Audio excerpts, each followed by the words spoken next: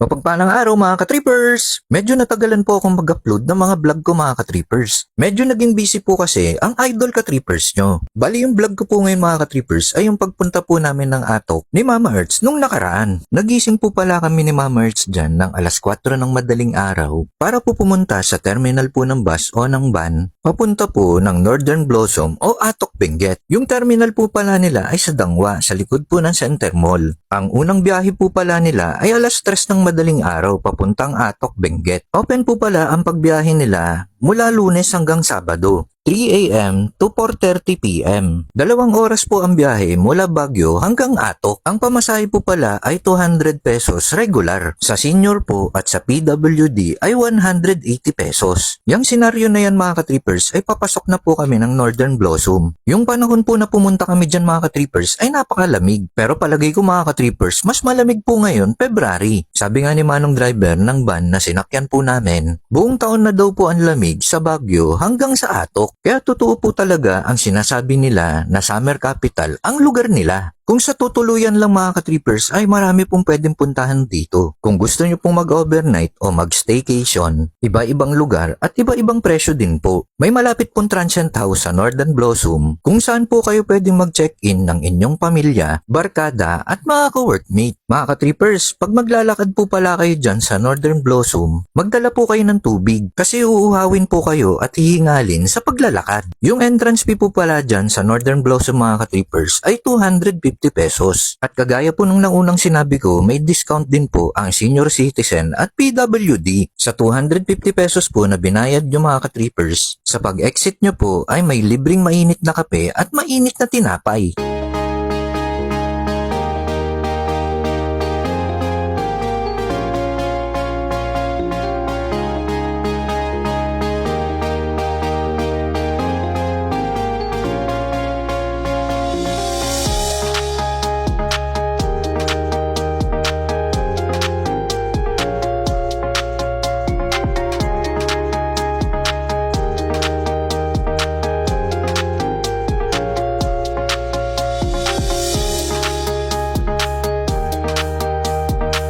Yan ang best part dyan mga ka-trippers, yung nakita kong hiningal si Mama Earth sa kakalakad. Pero walang halong biro mga ka-trippers, ang ganda po talaga ng lugar na ito. At masarap pong balikan dahil marami pa pong ibang lugar na pwedeng puntahan at pasyalan pa. Yung Northern Blossom mga ka-trippers ay bungad pa lang po ng Atok yan. Meron pa po silang sinasabing lugar dyan na parang nasa Japan ka o nasa Korea. Kaso hindi na po namin napuntahan yun dahil kulang na po ang oras namin, pati na rin po sa budget. Ang kagandahan naman po dun mga ka-trippers ay pwede po naman balikan ulit yun. Yung part na yun mga ka-trippers ay malapit na po kami sa exit dyan. Dyan na po namin maiinom yung mainit na libreng kape at makakain na rin namin ang libreng mainit na tinapay. Habang pinagmamasdan namin ang maganda at napakaulap na lugar dito sa Atok, ang Northern Blossom. Sana mapuntahan at mapasyalan nyo din po ito. Ayan mga ka-trippers, pauwi na po kami dyan. Salamat po sa panonood mga ka-trippers!